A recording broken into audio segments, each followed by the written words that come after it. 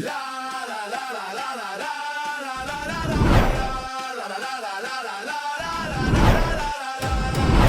sfida è qui, il cuore batte forte, un solo tiro cambia la sorte. La sfida è qui, il cuore batte forte, un solo tiro cambia la sorte.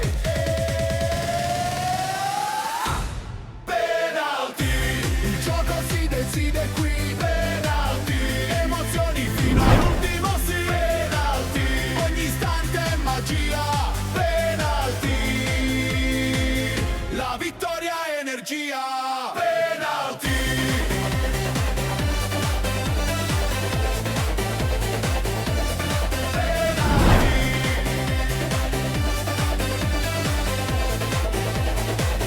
La vittoria è energia.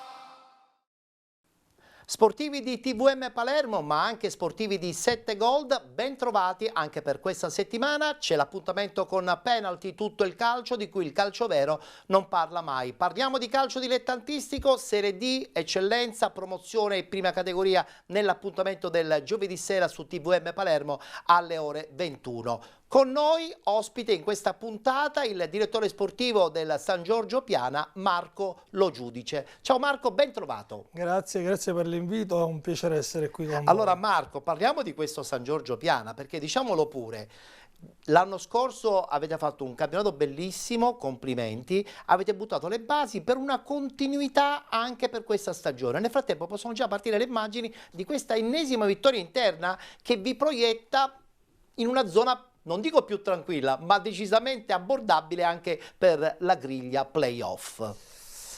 Sì, allora io sono arrivato qui a Piana l'anno scorso, onestamente ho trovato una società, un ambiente che secondo me è un ambiente ideale per poter lavorare bene e poter costruire piano piano. C'è un presidente che è una persona seria, molto culato, che vuole fare le cose nel modo giusto, però è normale che... In eccellenze è difficile trovare un presidente che abbia questa mentalità. Io penso che sia, dico, poi sempre che vengo qui a parlare del mio presidente... No, vabbè, però dico, penso che l'ho sia detto uno, io questo, dai. Infatti, dico, penso che sia una delle persone che voglia costruire piano piano, non Sì. facciamo mai il passo più lungo della gamba, diciamo, si sta lì e piano piano si va costruendo. Sono arrivato l'anno scorso, quest'anno abbiamo cambiato tanto, perché Moltissimo direi. tanti giocatori, il mister sono andati, quindi abbiamo cambiato, siamo ripartiti con un nuovo mister che conosce la Credo categoria. che Boncore abbia trovato la sua dimensione in questa bella realtà di Allora, San Giorgio Piana. Lo vedo intanto sereno e soprattutto poi la squadra sta giocando anche un bel calcio. Allora, ti devo dire, è difficile stare male a Piana, Lo so. perché c'è un ambiente Me sereno, lo ricorda sempre tranquillo. Filippo Chinnici, il vostro allenatore dello scorso anno. Secondo me la parola giusta è c'è un ambiente equilibrato. Per tutto nella vita, nel calcio, secondo me ci vuole equilibrio. A Piana c'è un ambiente equilibrato, si cerca sempre, anche quando si parte, sai, all'inizio si parte tutti per vincere. Chiaro. All'inizio 7-8 squadre Ed è partono. giusto così. È giusto, però è giusto anche sapere uno quello che vuole, quello che può fare. Qua il mister Boncore si è rimesso in corsa soprattutto partendo dall'inizio, che era da tanti anni che a lui non succedeva, quindi quando già subentri in delle situazioni un Sì, pochettino è vero. non facili. Lui è uno che ha carattere, che ci mette tutta passione, c'è tutto se stesso, però è normale che non è semplice arrivare in posti Nissa, Paternò, ribaltare la situazione così, con Invece delle in questo dinamiche, caso, ripartendo da zero, con diciamo tutto un clima più sereno. a modo di costruire e plasmare la sua squadra, il suo modulo e la sua mentalità. Esatto, la sua mentalità, e si vede in campo perché la squadra è quadrata, è una squadra che attacca, pressa, diciamo si rivede la mano del mister, ma qui perché dico, si è stato tutti, c'è un ambiente che te lo consente. Assolutamente. Tra l'altro un campionato molto ingarbugliato, soprattutto in testa, perché comunque ha parte licata, tutte le altre inseguono una posizione importante quantomeno per la griglia playoff. Tra l'altro quest'anno non ci saranno i famosi 10 punti di distacco, certo. Quindi potenzialmente l'ultima arrivata della griglia può ancora sperare possibilmente di giocarsi la semifinale. Questa squadra secondo te ha la forza e la mentalità per tirare fino alla fine? Tu che hai il termometro appunto del Allora, gruppo. secondo me sì, cioè nel senso siamo una squadra che noi voliamo basso, nel senso a noi interessa guardare, abbiamo sempre detto prima la salvezza, poi guardiamo Ci piace questa cosa, complimenti. partita dopo partita, ci siamo rinforzati perché abbiamo fatto 2 acquisti la settimana scorsa, sono 2 ragazzi di categoria. Li sveliamo i nomi perché già me Sì, l'hai no, detto. già hanno giocato, sono Sì. Sekan e Mudu. Esperienza. Esperienza, giocatori che hanno fatto già delle esperienze importanti, quindi è inutile dire, secondo me, come dicevo prima, ci vuole equilibrio, dire vogliamo fare i playoff, vogliamo vincere. Noi pensiamo a fare Volate partita, basso. vogliamo basso, siamo partiti un po' a rilento perché forse all'inizio cambiando tanto, mister nuovo, sono rimasti solo 3-4 ragazzi dell'anno scorso, avevamo puntato magari su qualcuno che poi caratterialmente non è riuscito a darci quello di cui avevamo bisogno noi, e quindi ora stiamo recuperando. Secondo me dobbiamo riuscire a dare soltanto un po' di continuità perché è l'unica, diciamo, pecca che abbiamo avuto, perché la squadra c'è, segue il mister, si vede, delle partite magari le abbiamo perse, però le abbiamo perse facendo un'ottima prestazione, quindi penso Ma che ci può anche stare in un campionato difficile come quello sì, dell'eccellenza, è un campionato no? equilibrato perché quando incontri quasi sempre una squadra a pari livello tuo, sempre se, una squadra se ad non alti superiore, livelli, ma è anche vero. chi sta là sotto. E dico, noi abbiamo vinto con la Folgore 1-0, è stata una partita difficile perché arrivano giustamente fuori casa, magari vengono, si chiudono, Chiaro, non è ed è semplice, difficile. l'eccellenza è un campionato difficile. Assolutamente. Allora, noi come tu ben sai parliamo anche di Serie D, per cui con te avremo modo anche di fare un quadro completo del campionato nazionale dilettanti, pertanto apriamo ufficialmente la Serie D di questa settimana.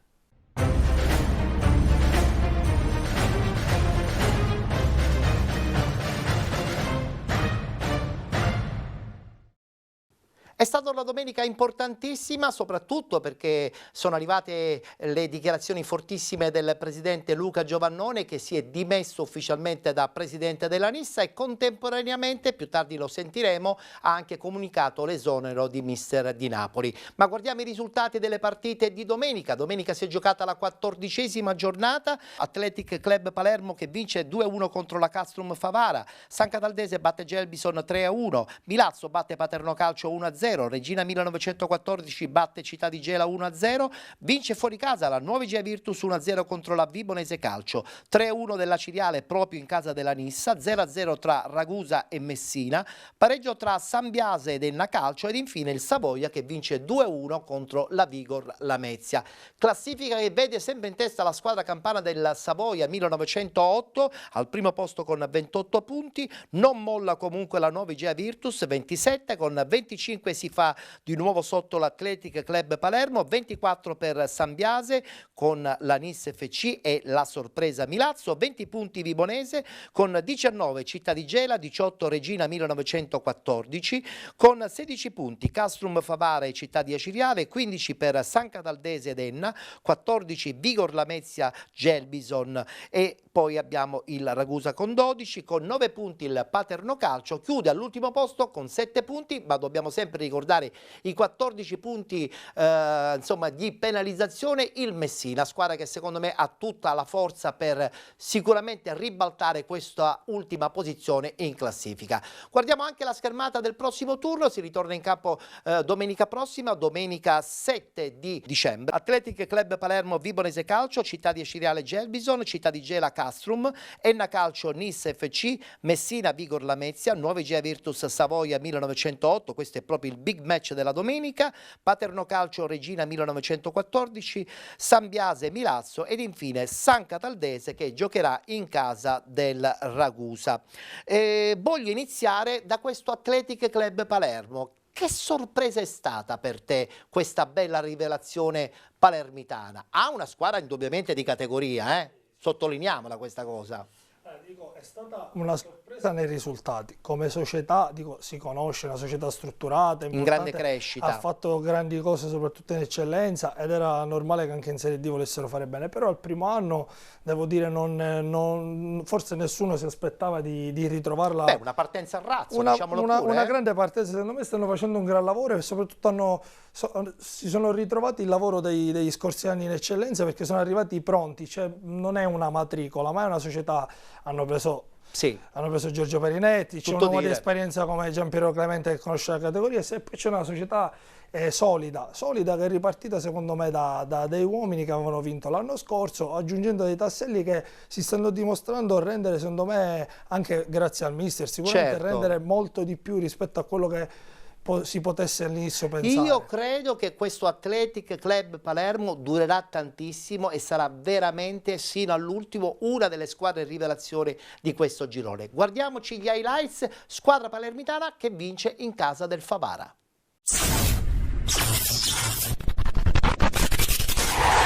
14ª giornata del campionato di Serie D Girone I allo stadio Bruccoleri di Favara. Si affrontano il Castrum Favara di Nicolò Terranova e l'Athletic Club Palermo di Emanuele Ferraro.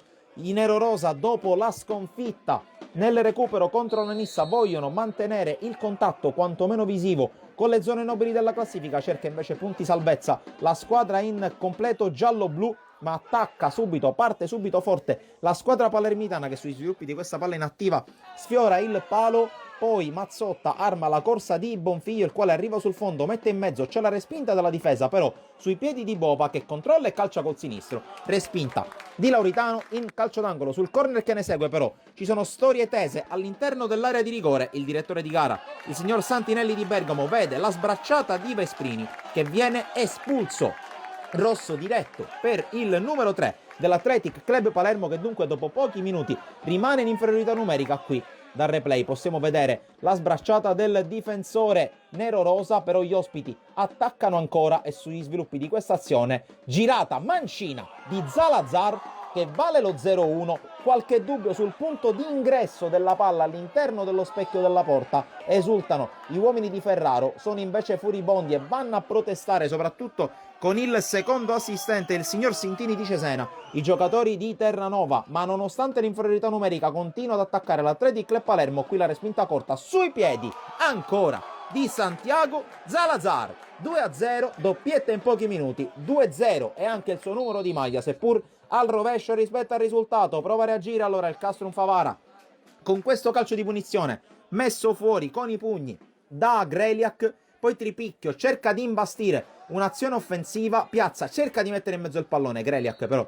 è bravo a raccoglierlo, ma all'improvviso c'è questo spunto di corsa da parte di Gueye, il quale si libera di un avversario. Greliak però è super a chiudergli lo specchio in chiusura di primo tempo. La ripresa però inizia bene per il Castrum Favara, che trova il colpo di testa vincente di Emanuele Demin, che accorcia le distanze, apre alla grande la ripresa, tutta la grinta, tutta la carica del numero 4 in maglia gialla, che poi arringa la folla presente al Bruccoleri. Cerca allora subito di pareggiare il Castrum Favara con Gueye che si imbola, al suo fianco c'è Piazza, la porta è vuota ma non riesce a calciare, incespica sul terreno di gioco, cerca di lottare anche Orofino, è entrato in campo l'ex Camarat che però non impatta bene. Poi Nzila per la conclusione che si perde fuori da parte del numero 11 Polifemo, anche lui è entrato nella ripresa, decisamente più pericoloso. E ancora Demin, questa volta con una conclusione alla distanza. Greliak si distende e la mette fuori. Tracce di Athletic all'improvviso con questa girata mancina fuori misura di Zalazar. Poi ancora Nzila a sprintare sulla sinistra, il suo cross diventa un tiro che accarezza anche la traversa, anche sfortunato il Castrum Favara, che qui attacca ancora sulla destra con il cross per Gueye, traversa piena da 2 metri. Poi ancora Gueye si ritrova la palla sui piedi, ma Greliak che è bravo e rapido a tuffarsi e a prenderla. Dall'altra parte l'Athletic prova a rifarsi vedere con Faccetti, altra conclusione mancina a giro che si perde fuori. E questo l'ultimo tentativo della partita. Athletic Club Palermo che vince, batte il Castrum Favara 2-1, si porta al terzo posto, vicinissimo alla vetta della classifica.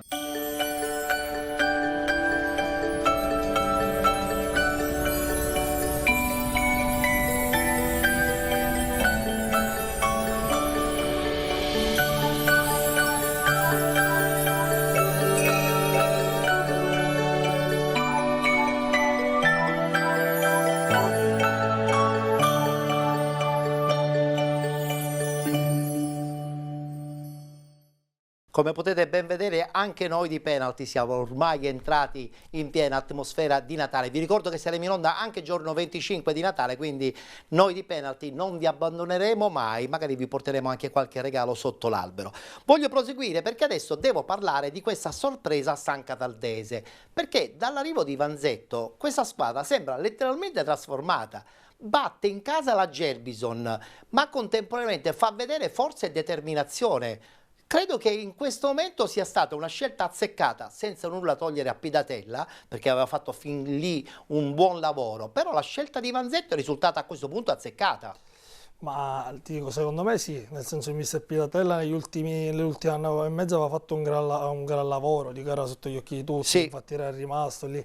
Poi magari ci sono dei meccanismi nell'ambiente, delle frizioni che noi da fuori non sappiamo e magari si vanno a creare e quindi Conosciamo molto poco, le certo. conosciamo poco e non si può dare un giudizio definitivo, perché la squadra, anche io sono andato a vederla col Messina, e la squadra era una buona squadra, era partita bene, poi a fase alterna.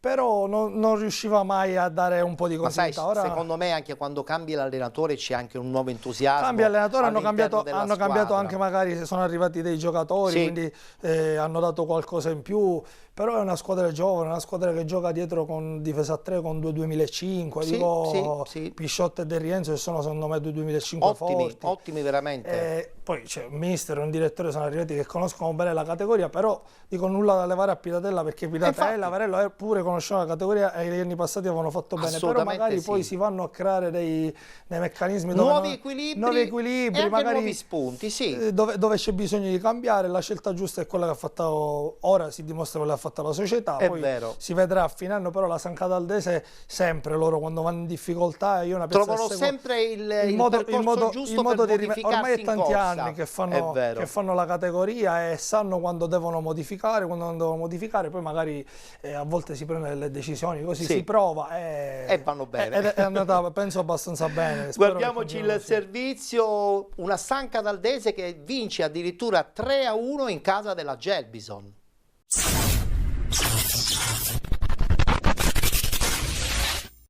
Per la Gelbison non si arresta alla serie negativa e cade in casa nello scontro diretto in chiave salvezza contro la San Cataldese, che per effetto di questo colpo in terra cilentana scalza in classifica proprio i rossoblù di Agovino, sempre più risucchiati in zona play-out. La Gelbison parte decisa, la gara resta equilibrata, ma con il passare dei minuti è la San Cataldese a prendere il controllo della manovra e nei minuti finali opera un micidiale 1-2 che finisce per tramortire i rossoblù cilentani.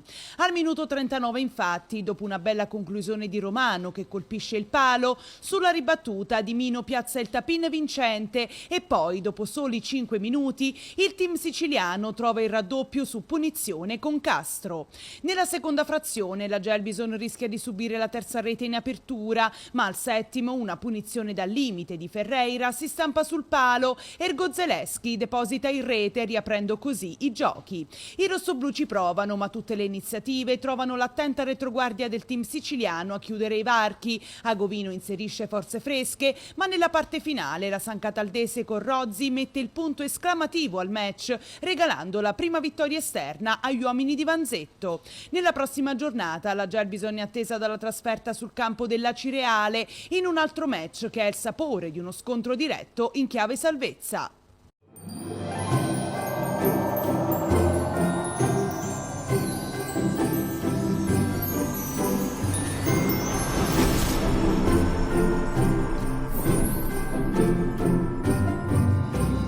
E parliamo adesso dei 24 punti del Milazzo. Attenzione, Milazzo che entra prepotentemente a gamba tesa nella griglia delle possibili vincenti di questo girone a questo punto, perché la distanza dalla testa non è tantissima, in casa è quasi imbattibile. Fa sotto un Paternò e ci può anche stare perché insomma credo che la differenza tecnica ci sia, ma questo Paternò chiaramente in crisi irreversibile, dalla sua c'è questo Milazzo invece che la crisi in questo momento non la vede neanche, anzi c'ha tantissimo entusiasmo. Ah, dico, secondo me anche lì c'è una coppia che già va avanti, anche se a volte si sono lasciati e poi ripresi, Sì, è vero. come Strianese e Catalano, una coppia che conosce la categoria, sono stati bravi perché c'è stato un momento di difficoltà dove sembrava, comunque le notizie che scrivono, poi Vabbè. sembrava che potessero cambiare, però sono stati bravi secondo me a mantenere saldo tutto, Bravo. cambiare poco, hanno preso una punta, Hanno ritrovato la spada finalmente, che all'inizio stagione non c'era. hanno ritrovato la spada, secondo me hanno preso dei giovani interessanti con Strianese e Catalano, secondo me è un duo che ogni anno sa, garanzia. anche Strianese va a pescare magari quei ragazzi che sono in una fase calante perché escono dagli under, Hanno cose. bisogno di essersi... Anche lì per dire ritrovarsi, hanno sì. preso per me un 2004 che è Pipitone, che era a Trapani, aveva fatto benissimo e forse l'ultimo anno si era un po' perso, loro l'hanno ripreso, ora gioca titolare, quindi vanno a fare, cioè il direttore è sempre attento ad andare a cercare questi profili forti che però magari escono dagli under e quindi Che perdono poi un alla fine pochettino questo è d'appeal. il vero ruolo di un direttore sportivo, è anche quello, no? Riuscire a individuare quei giocatori che vanno in crisi l'anno passato e che hanno bisogno di insomma rilanciarsi. Ma per fare un e a esempio- Milazzo È successo questo, ma abbiamo visto la San Cataldese, hanno preso Di Mino che veniva dal Ligione 2003, che sembrava dovesse stare fermo, non tenere più squadra, è arrivato a San Cataldo, al Ligione non giocava e ha fatto gol, quindi dico bisogna andare a trovare secondo me quei profili e loro ogni anno lo fanno perché vero. rilanciano. Io mi ricordo un anno loro hanno preso a Paternò Mascari che veniva da un anno fermo, gli ha fatto 8 gol l'anno di Torrisi. l'anno di Torrisi Sì. e quindi riescono sempre, ma c'erano Rizzo, c'era Cangevi, vanno a prendere sempre quei profili che poi si devono rilanciare, ma sono Il dei giocatori lavoro forti. fatto in questa maniera poi alla fine dà i suoi frutti. Vince 1-0 e vola altissimo in classifica.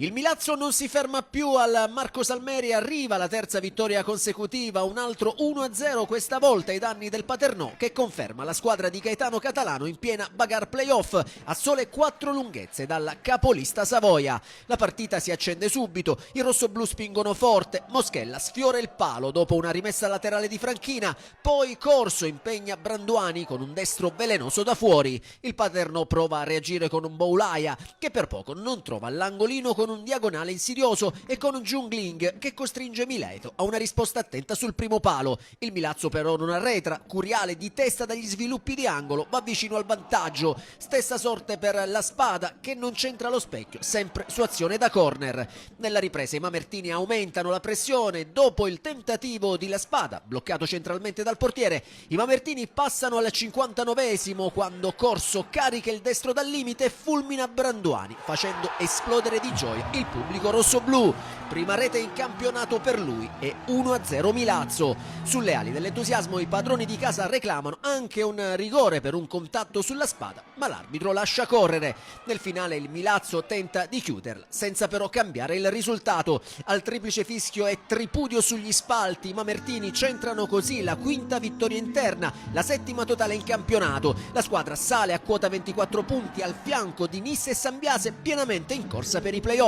Situazione opposta per il Paternò che resta penultimo a 9 punti, 2 in più dell'ultima posizione occupata dal Messina.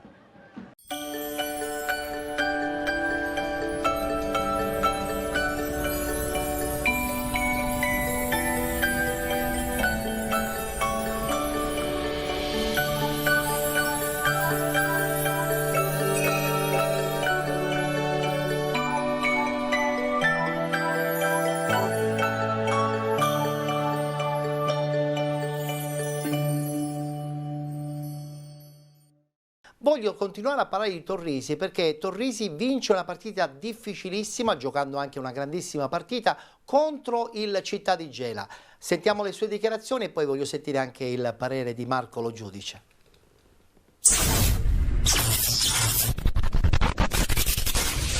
Regina contro Gela per chiudere al meglio il mese di novembre davanti al proprio pubblico. Gli uomini di Torrisi che lancia Macri a centrocampo, il classe 2008, la prima da titolare, ma si comincia. Torna anche Barilla dal primo minuto per una Regina che prova ad attaccare subito in maglia bianca. Il cross in area di rigore, attenzione a questa chance per gli Amaranto, ci ha provato il calcio d'angolo. Svetta di testa e Lagonigro può solo guardare questa conclusione di Grazia. Regina in vantaggio con un gol alla Alex Del Piero, Di Grazia, 1-0, fantastico per gli Amaranto. Oggi si è vista la vostra regina e la regina che la gente piace, perché oggi secondo me la vittoria più bella è stata la tifoseria organizzata che per 97 minuti ha incitato la squadra, gli applausi e i cori della tribuna centrale e gli applausi a fine partita. Quindi oggi se tutto lo stadio ha applaudito e incitato vuol dire che si è fatto qualcosa quantomeno che ha dato un'impressione di apprezzabilità, e quindi questa è la cosa più importante. Riguardo il discorso dei giovani, le dico, per me è normalità. Io quando faccio la formazione non guardo la carta d'identità.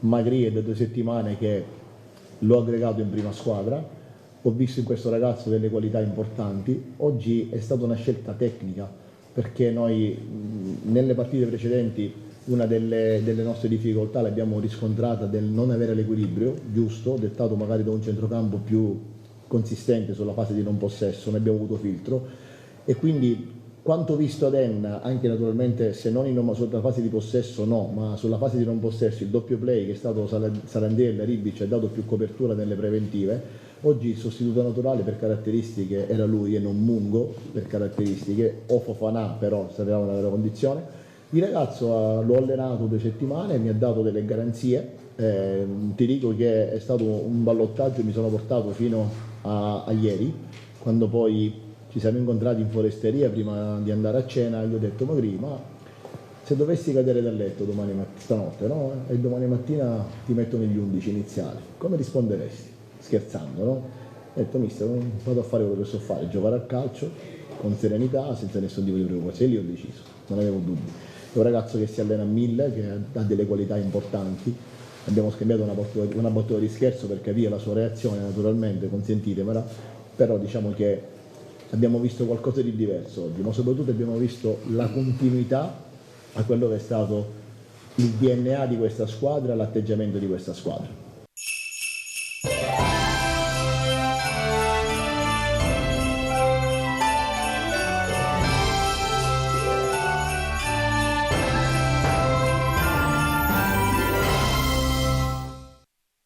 Allora, 30 secondi per far capire a tutti che questa regina potrebbe ancora dire la sua, forse per la griglia playoff.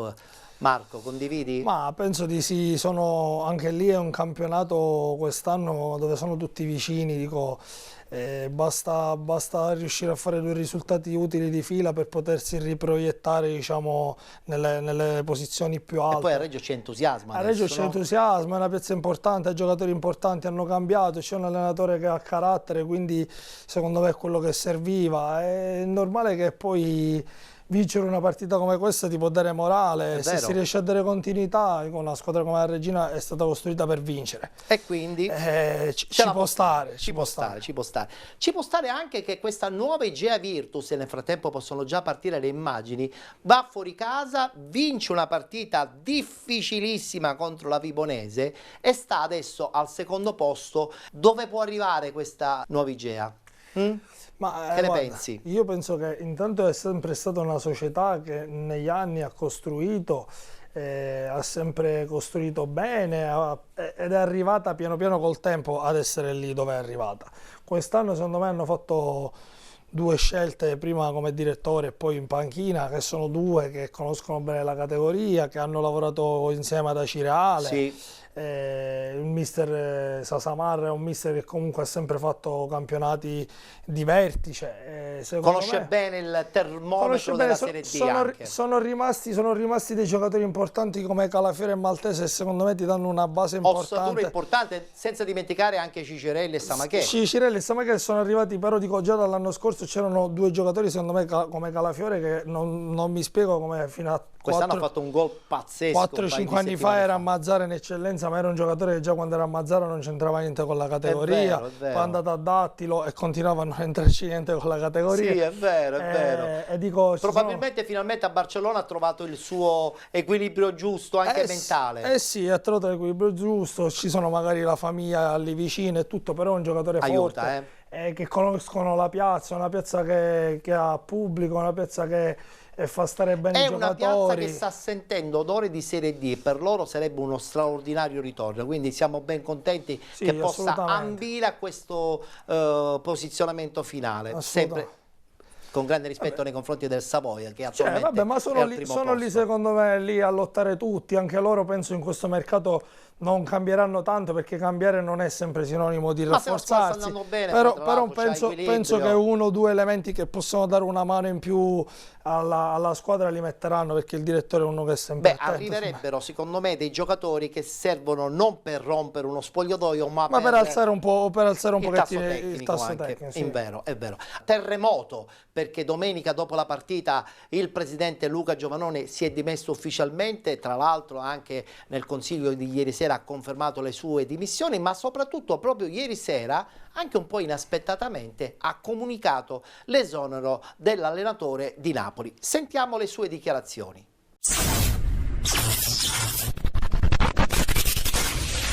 Voglio dare una svolta importante, voglio una gestione meno sprecona, che non posso fare io perché io sono troppo di maniche larghe e quindi non è che io posso cambiare all'improvviso.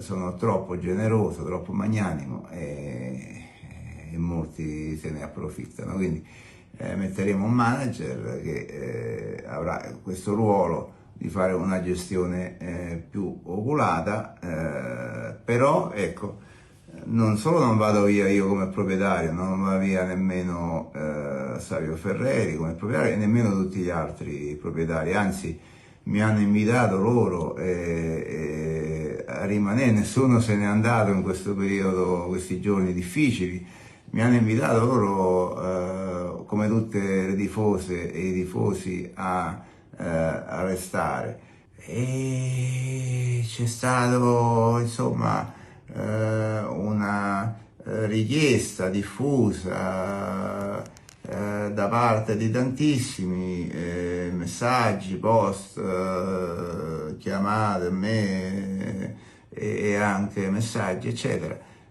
una volontà popolare di esonerare gli allenatori, quindi mio malgrado abbiamo oggi stasera esonerato mister di Napoli e mister Tatomir, a cui auguro un in bocca al lupo per il proseguimento della loro carriera.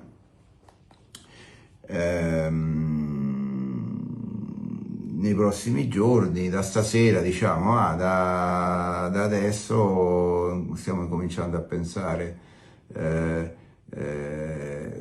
insieme al DS Russello quali figure lo possano sostituire, in particolare al mister di Napoli, e quindi spero appunto che troviamo presto un allenatore che possa condurre la NIS a fare più punti possibili. Adesso siamo a 4 dalla prima. Spero che tutti quelli che da mesi mi chiedevano di esonerare di Napoli avevano ragione e che magari da ora in poi vinciamo tutte le partite. Lo speriamo tutti noi tifosi della Nissa.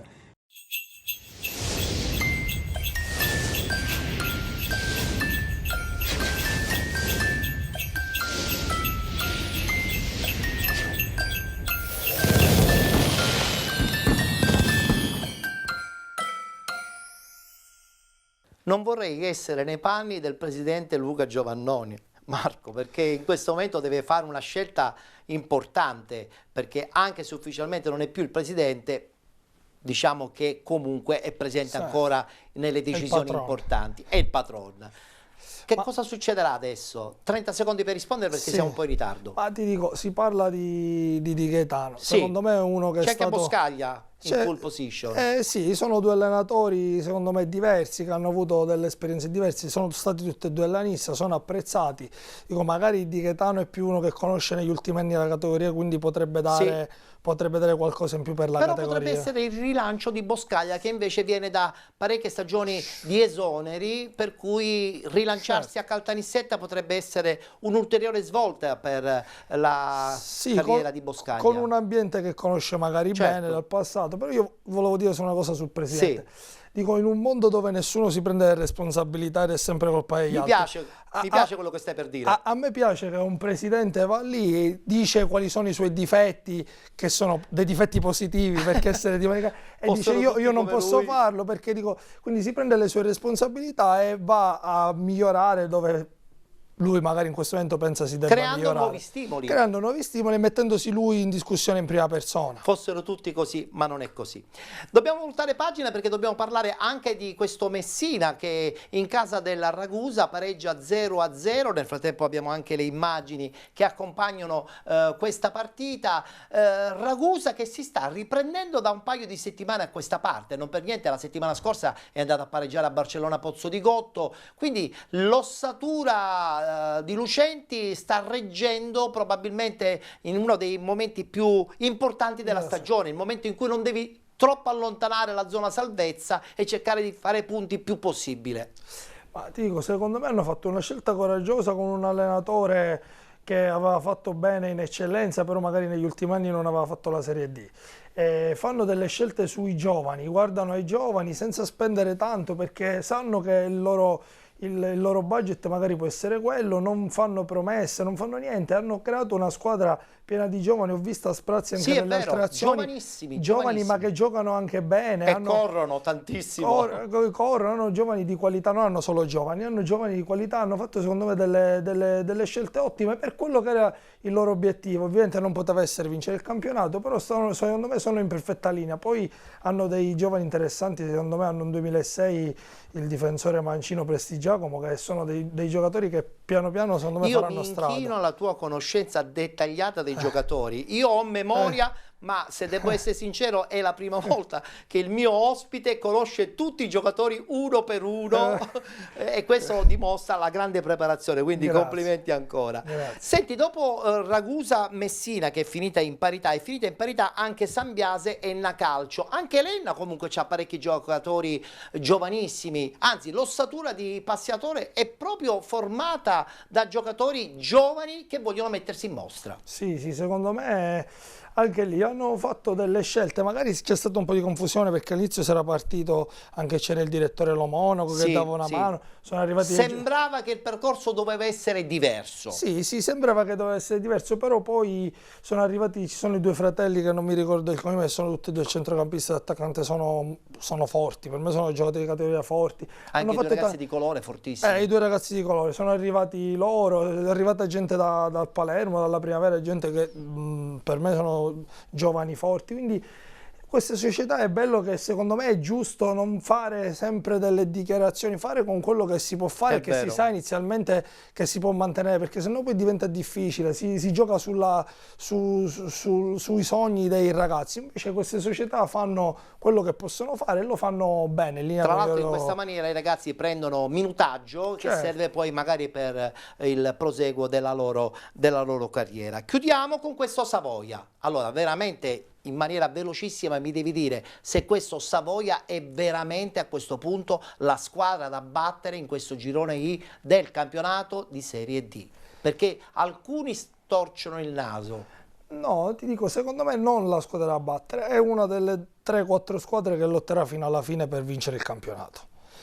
Però non c'è certezza neanche da parte tua. No, non c'è certezza per la squadra, perché è un campionato troppo equilibrato, perché anche il Paternò che è in difficoltà è andato a fare dei risultati importanti in altre squadre, quindi è sempre un campionato tirato, può capitare quelle due partite, una partita dove non fai bene, una partita dove un po' di sfortuna, e ora c'è uno scontro diretto importante. Certo, se vincono con l'Igea Virtus a Barcellona diventa importante, però se succede il contrario la prossima settimana stiamo qui a parlare di altro. Guardiamoci gli highlights, la vittoria del Savoia che vale il primo posto solitario in classifica.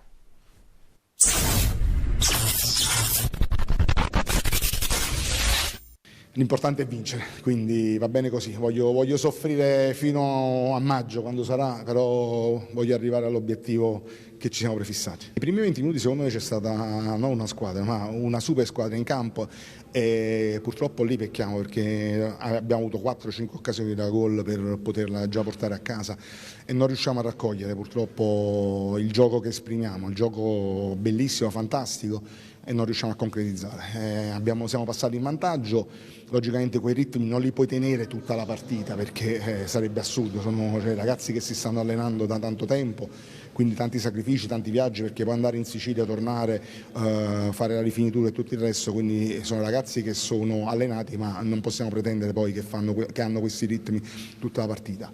Abbassi il baricentro, subisci un po', però abbiamo subito una ripresa, una ripartenza sterile dal Vigor Lamezia e poi purtroppo l'episodio come è quasi abituale ogni domenica che ci capita contro, è un'espulsione che secondo me non c'era perché Ledesma è saltato per prendere il pallone pulito, non ho visto movimenti strani, forse quando è caduto avrà toccato l'avversario, però è anche una cosa che ripeto voglio trasferire a tutti quanti, cioè non facciamo queste scene quando uno che si butta a terra, perché logicamente creiamo anche problemi all'arbitro, perché l'arbitro può essere pure che si è fatto condizionare dalla reazione che ha avuto il giocatore di Vigor Lamezia e quindi non ha fatto altro che ammonire e poi espellere l'Esma. Che devo dire? Avete visto oggi la partita, no? Penso che abbiamo fatto 20 minuti alla grande, proprio alla grande, come siamo partiti. Alla fine il gol è arrivato da una giocata che abbiamo lavorato durante la settimana del calcio d'angolo. Mi ha fatto piacere sempre segnare per questa maglia, per questa città, ma alla fine l'arbitro ha espulso a Feli, che volevo vedere l'immagine anche perché penso che stiamo giocando in casa, una palla morbida così che lui va di testa, manco con cattiveria, no? Penso che è stato un po' duro l'espulsione. E dopo abbiamo dovuto combattere con questo, no? Con uno in meno in campo, ma penso che lo più bello di tutto è stato che dopo che non hanno fatto l'1-1 al 90esimo non ci siamo messi dietro, abbiamo andato a vincere questa partita e alla fine abbiamo visto che tutti insieme, lottando fino alla fine, conseguiamo la vittoria.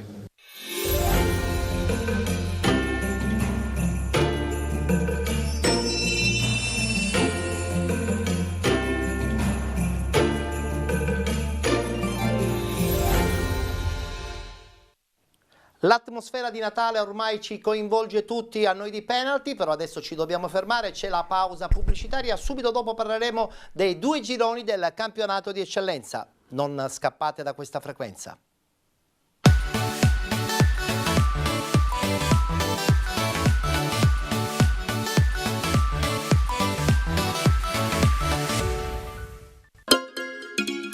Benvenuti da Giada Immobiliare.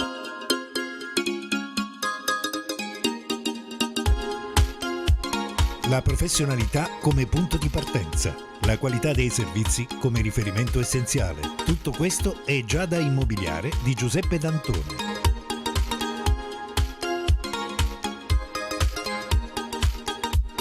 Servizi di compravendita ed affitti, supporto per concessioni mutui e consulenza finanziaria ed inoltre assistenza a partecipazione ad aste giudiziarie e consulenza tecnico-legale. Giada Immobiliare, via Etnea 734, Catania. Info 095 61 74 981 oppure 095 61 74 973. Visita il sito con le nostre proposte www.giada-immobiliare.it. Giada Immobiliare, insieme a te per comprare e vendere.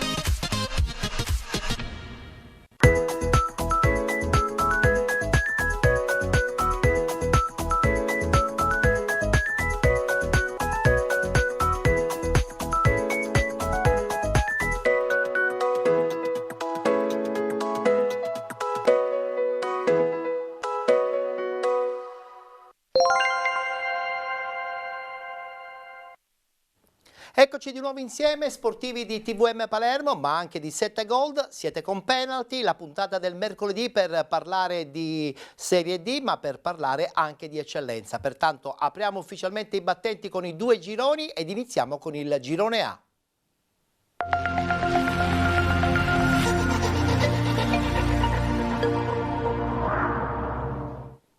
Si è giocata la 12ª giornata, subito la schermata dei risultati. Cus Palermo che pareggia in casa contro il Città di San Vitolo Capo, vince fuori casa la Don Carlo Misilmeri contro la Folgore Castelvetrano, così come il Licata che vince 1-0 contro il Montelepre. San Giorgio Piana batte Bagheria Calcio 2-0, Unitas Sciacca batte Partinica Audace 3-1, 90-0-11 Bagheria, Marsala 1912 2-2 ed infine il Camarat che vince 3-0 contro la Parmonval. Allora, abbiamo adesso da vedere la classifica. La vediamo subito, Licata in testa con 32 punti, 23 punti per Don Carlo Misilmeri e Marsala, con 21 Unitas Sciacca, 19 Camarat 72, Partinica Audace, Castellammare e Bagheria Calcio, con 18 il Città di San Vitolo Capo, 17 punti per il San Giorgio Piana, con 16 90-0-11 Bagheria, 9 punti per Parmonval ed Accademia Trapani, 8 punti per Cus Palermo e Montelepre ed infine Folgore Castelvetrano con un punto. Vi ricordo che Castellammare ed Accademia Trapani recupereranno questa partita esattamente il 17. Beh, che dire di questo girone? Voi siete protagonisti nel bene o nel male, non siete al primo posto, però siete una mina vagante, come spesso io amo definire alcune squadre che effettivamente non hanno magari quel gran numero di opportunità per essere in testa, però qualcuno dice sempre meglio non incontrarli perché sennò sono guai. Soprattutto in casa, direi. Soprattutto in casa, perché vi è detto che avete un ruolino, effettivamente l'ho anche ricontrollato, interessantissimo. Il vostro è proprio un fortino e quindi da lì nasce probabilmente questo progetto, come hai anticipato tu all'inizio, di tentare la griglia playoff, ma in questo momento questa griglia vede in testa questo Licata. Possono già partire anche tra l'altro alcune immagini di questo girone A. Questo Licata, secondo te, adesso a distanza insomma di tutte queste giornate, ha veramente le carte in regola per essere veramente la squadra quasi raggiungibile ormai, perché i punti di distacco dalla Don Carlo sono tanti? Ma ti dico, secondo me ormai il campionato è sempre aperto, è un campionato difficile dove siamo tutti vicini, ovviamente levando le prime 2 posizioni, quindi incontri sempre, come dicevamo prima, squadre forti. Il Licata già è a +9, poi quasi raggiungibile ormai, diciamolo pure. Diciamo che è molto difficile, il campionato lo possono perdere soltanto loro, perché 9 punti, una squadra come il Licata che per ora non ha sbagliato quasi niente, dico, poi sono forse stati... ha sbagliato solo il turno di Coppa Italia, però l'ha persa. Ma non so se l'hanno sbagliato, se non c'era una grandissima... Cioè, la Coppa è sempre una cosa bellissima, importante, sì, andare però avanti. È anche vero che poi quando devi andare a giocare domenica, mercoledì puoi andare a giocare fuori, non è mai semplice, magari si sono concentrati di più sul campionato. E secondo me è stata la scelta migliore. Diciamo che è una scelta, abbiamo visto negli anni Paternosi, l'ha vinta, ma non... Ci vuole anche un pizzico di fortuna per vincere. Lo Sciacca l'anno scorso ha perso secondo me tanti punti per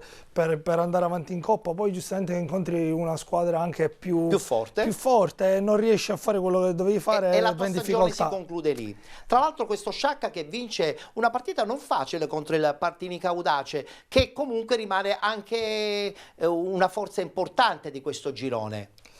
Sì, ma lo Sciacca secondo me è una squadra, quando l'abbiamo incontrata noi abbiamo vinto 1-0 in casa, però per me è stata una delle squadre più forti che abbiamo incontrato, proprio forte nei singoli, forti. Sì. E magari, come diciamo sempre, c'era qualcosa che non funzionava al 100%, ora un pochettino hanno cambiato, è arrivato il nuovo mister, però dico, quando era stata fatta era stata costruita una squadra forte, cioè nei singoli proprio forti. Io li ho visti contro di noi, mi hanno impressionato, dici, vabbè, ma avete vinto. Notavi la differenza avete tecnica. Vinto, però li ho visti, cosa che non ho visto magari con altre squadre. Mentre invece questo Marsala che ne pensi? Perché insomma qualche pareggio di troppo ha un po' ridimensionato il percorso di Chinnici? Ma ti dico, secondo me Marsala è una piazza importante, è una piazza esigente, soprattutto se si parte, secondo me lì si è fatto vedere troppo, c'era molta euforia perché è entrato una nuova cordata seria, importante, che vuole fare le cose fatte bene, quindi subito si pensava, però secondo me vincere non è mai così semplice. È vero. Secondo me hanno fatto una scelta, andare su un mister giovane che comunque è un mister di categoria e tutto, si deve dare il tempo, anche dico, sono secondi. Tu Chinnici lo conosci bene? Lo conosco bene, sì, sono secondi, dico, non penso, hanno perso una partita col San Vito, dico, non vedo una catastrofe. Si parla di crisi, vedo una squadra che magari potrebbe fare qualcosa in più, secondo me dal mercato qualcosa arriverà. Qualche piccolo ritocco. Però secondo me sono in linea con gli obiettivi, dico, pensare di stare dietro a Licata, insieme a Licata è una società che è stata non so quanti anni in Serie D, veniva prima di arrivare in Serie D ha provato a vincere il campionato d'eccellenza 3 anni di fila, quindi da strutture sono società strutturate, portate con una rosa in questo caso per l'eccellenza, con una rosa di gente che già ha vinto, non un campionato, ha vinto 7 campionati di fila, dico, sappiamo di chi si parla, e sono sempre insieme gli stessi, sanno come giocano, non è semplice, secondo me sono in linea con gli obiettivi. Insomma, è la dimostrazione che questo girone A è un girone un po' ingarbugliato, non tanto appunto come abbiamo detto nella testa della classifica, ma tutte le altre squadre, Marsala, Partini Caudace, Don Carlo Misilmeri, Unitas Sciacca, io ci metterei voi, ci metterei anche il Camarat, dove veramente tutto può succedere, quindi il girone di ritorno probabilmente definirà tutto, soprattutto non tanto a gennaio, a febbraio. Ma sì, ti dico, secondo me non definirà la lotta per vincere il campionato, perché come dicevamo già un pochettino sarà difficile, però lì siamo tutti a 3-4 punti, chi riuscirà a dare un pochettino di continuità nei risultati e continuità, soprattutto stabilità fuori dal campo, secondo me poi alla fine la spunterà. L'ideale sarebbe che durante la pausa di Natale si mangiano pochi panettoni, questo è un grande problema dei dilettanti che gestiscono chiaramente quasi tutti dei professionisti, però è anche vero che poi la settimana di Natale rischi di mangiare un po' di più e poi si ritorna in campo addirittura il giorno 3-4 di gennaio quest'anno. Anche se quest'anno hanno ristretto, quindi penso ci saranno pochi giorni liberi per tutti. Subito dopo Capodanno si ritorna in campo. Bene, allora a questo punto voltiamo pagina, perché dobbiamo parlare anche di un altro girone interessantissimo del campionato d'eccellenza, il girone B.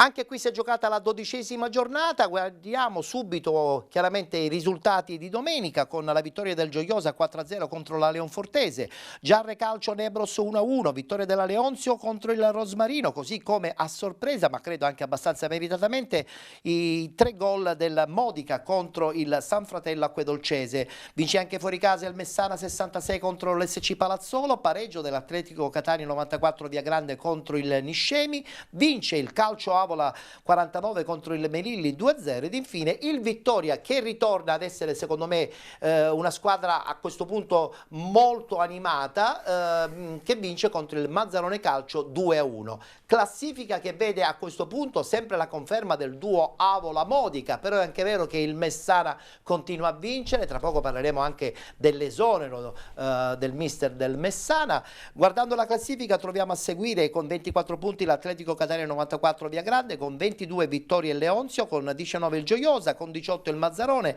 con 17 il Niscemi, 12 punti Rosmarino, 11 Nebros, 10 per il Giarre, con 7 punti San Fratello Acquedolcese insieme alla Leonfortese, chiudono il Melilli con 6 e il Palazzolo con 5. Allora, esonerato l'allenatore del Messana, secondo in classifica.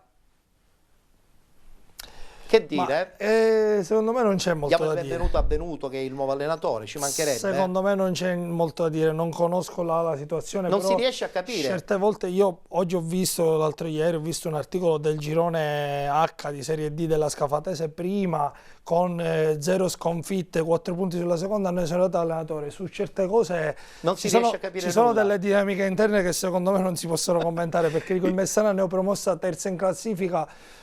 Con un non lo Cannavò so. in gran spolvero, Con tra un Cannavò, l'altro. la squadra forte, perché è una squadra forte, Certo. Fragapane, dico, c'è gente forte, però dico, bisogna conoscere bene da dentro per poter giudicare una Chiamo alla situazione del regia genere. le immagini di alcuni momenti importanti appunto di questo girone B, dove sottolineiamo chiaramente questo girone, dove a sto punto il Calcio Avola non può più sbagliare, perché questo Modica alle spalle preme con continuità e forza. Ma preme anche perché dico, ha una società forte, dei giocatori che sono abituati a vincere, come parlavamo del girone A, con un mister che è abituato a vincere ormai da 3-4 anni, sono sempre insieme, dove vanno vincono. Quindi l'Avola invece viene da un percorso diverso, da 3-4 anni che stanno costruendo.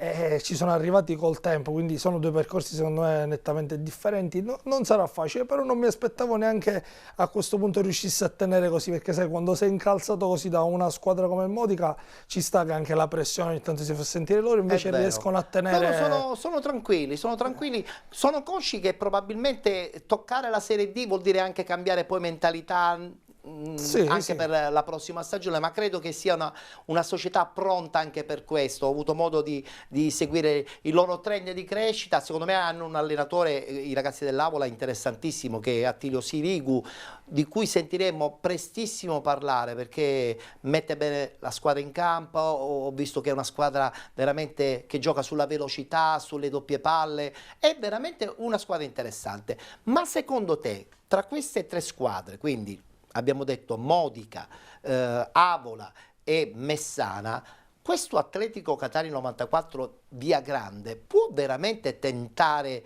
di agganciare il primo posto? Perché all'esame Nebros è crollato.